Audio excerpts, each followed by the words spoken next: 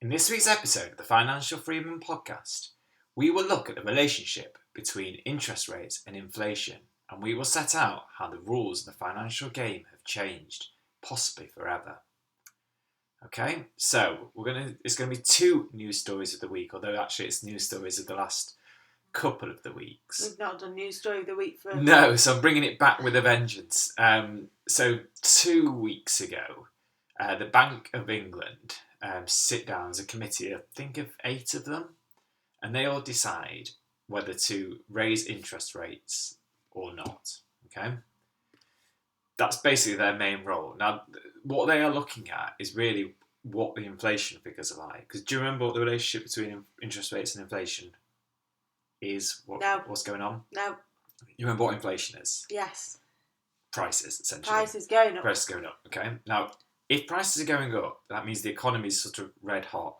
The main lever you can do to sort of slow that down, now there's some things you can't really control, like energy prices, but the main lever you've got is to... Who's you?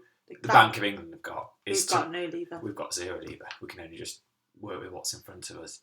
Is to raise interest rates. And that's historically always what's happened. So inflation goes up, then interest rates also go up.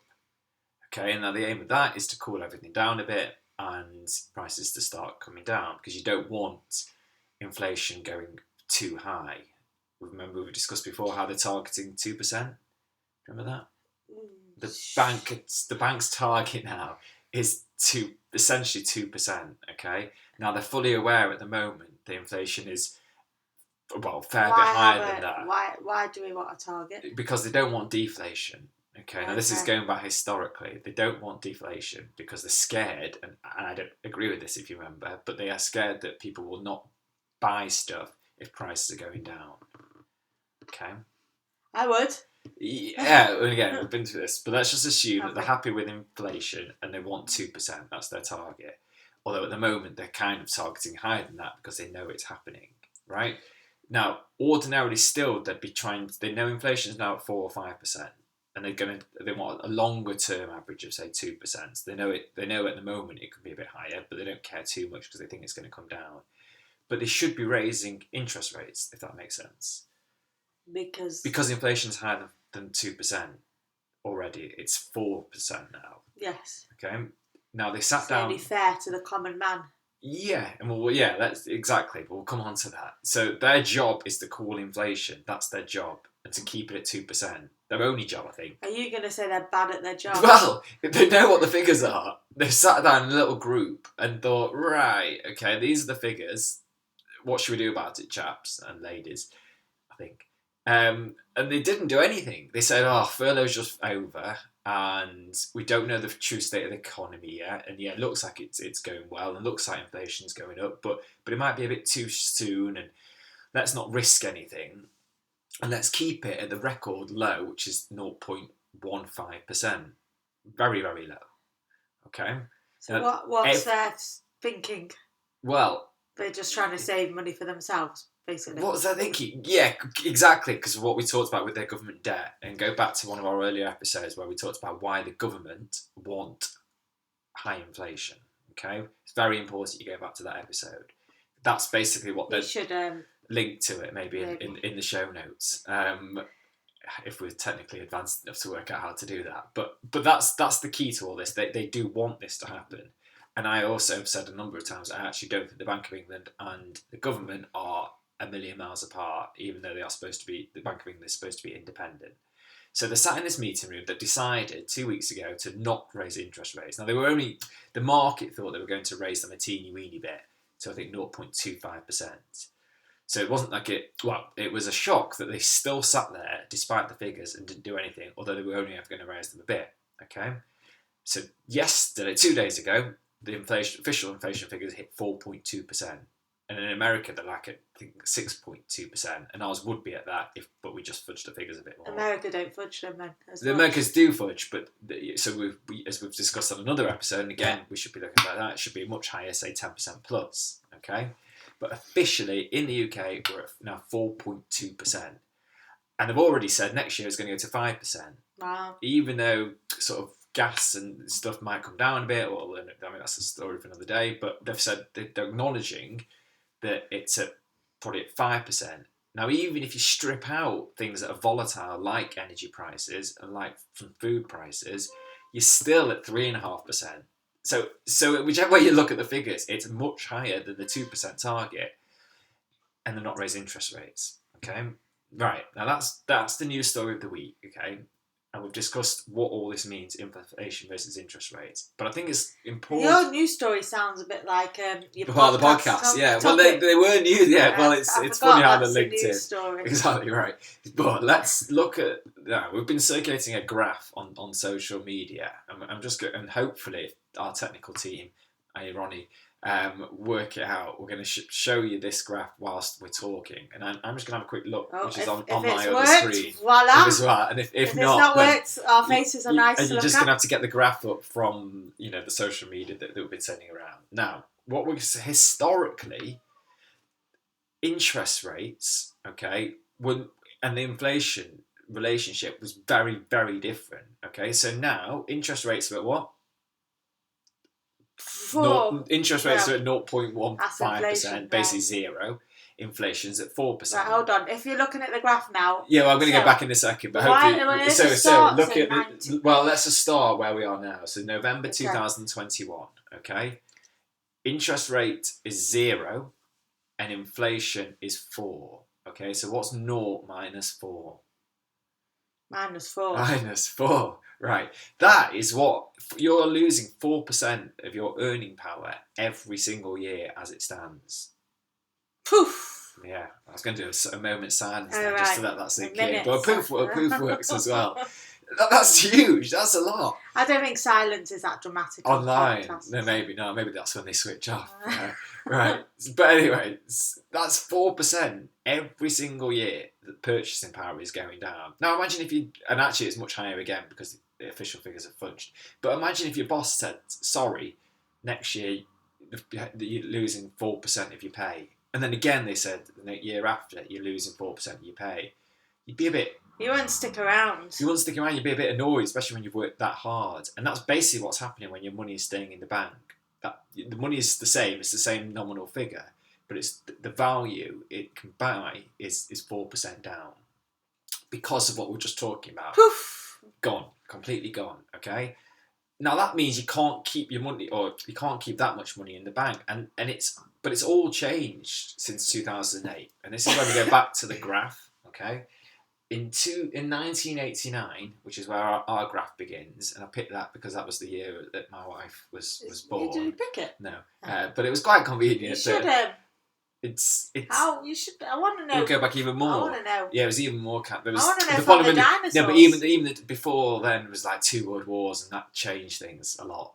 They basically had to accept high inflation during that time, so it's a bit. Whereas this is peacetime. I'd still like to know. Yeah, okay, well maybe another episode. Well, we'll just spend in our quality time together. We can just have a look. But I don't think it's that important because the point of all this is that we're in peacetime and nothing crazy should be happening. Well, okay, COVID, but it's not a war. It's not peacetime. It is peacetime. Hello. Okay. I think it is sort of peacetime. And anyway, we're sort of potentially over COVID. The divorces aren't peacetime. Divorce? What's divorce got to do? Because divorce rates have gone up because of COVID. Okay. Anyway. I made a joke, people. See how well he liked my humour? Right. Yeah. So it's fairly normal-ish times now. Okay. Or at least they should be reacting to it now. Okay. So we've had COVID, and that you'd argue that might be like a wartime, but that's technically now supposed to be. It's uncertainty. It's uncertainty. Okay. Right. Anyway, my point is, I think the graph's still good from 1989, right? Now, the graph is showing us in 1989, inflation was actually pretty high at 5%, so a notch higher than where we are now. Probably actually lower because the figures have been fudged since then, but yeah, 5%, right? Now, interest rates were...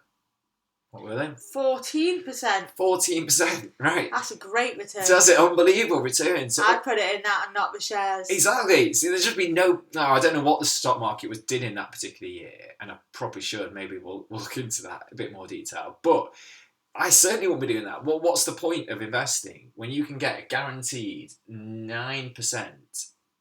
9. 14 minus 5. Oh, right, okay. You're getting a guaranteed 9%, right, real return by just leaving your money in the bank. You just don't need to do anything, right? Because there's not much by way of investment that guarantees more than 9%. Now, historically, the stock market has done that, but you wouldn't take the risk. You could have an off day. Any 1 year could go down 20, 30%. So you're just golden. And actually, your money just compounds. You just keep the money in the bank. You be thrifty, and you basically guaranteed to... They didn't even have Starbucks in those days. No, so you didn't need to spend your money on just stuff. Put it all in the bank. It's just beautiful, right? Guaranteed. Now, you'd think that might be a one-off year, but it's not. And you look at... Pick a year before 2008. 2001. 2001, right? 2001, okay, is... Actually, that's not... No. It could be better. 2001, right, is you get 4%. No, it's before, so it's fine. So you get 4% in your bank, okay, and you get...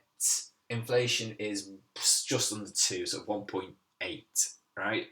So you're still gaining 2%, 2.2% a year. Yeah, a bit rubbish compared to the glory years of 1989, but it's still a gain. You're still not panicking. You're still gaining a bit of money. You've got, whatever. You've got a bit of cash, and you're fine because you're still gaining in purchase power. Your life, you technically should be better off, okay, because you can afford more than you could the year before, right? Do you want to do one more year, or just to prove the point? You tell me what year to pick. Right, no, now. So I think you've got the point. Pick another year before 2008, just the last one. Just 2007. To prove the point. 2007, right, 2007, okay, this is where it all starts to go wrong.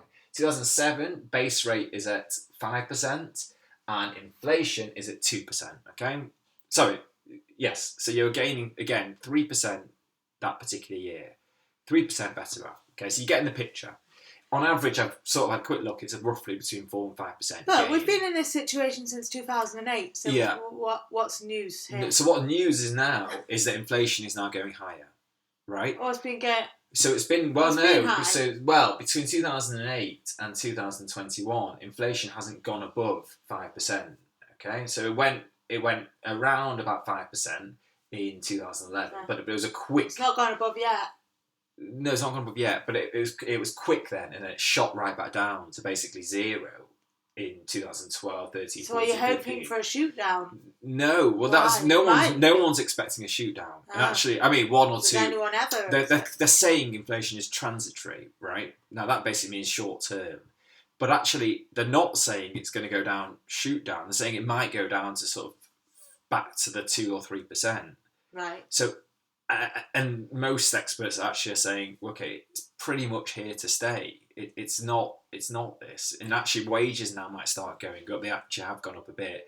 But people are going to see these high prices. Their rent's going up. The landlords are pushing that up. Other things are going up. The gas is going up. And they say, well, actually, I need more money. I want more money from my employer. And then wages go up. And that means prices have to go up. And it's a cycle, if that makes sense. Mm-hmm.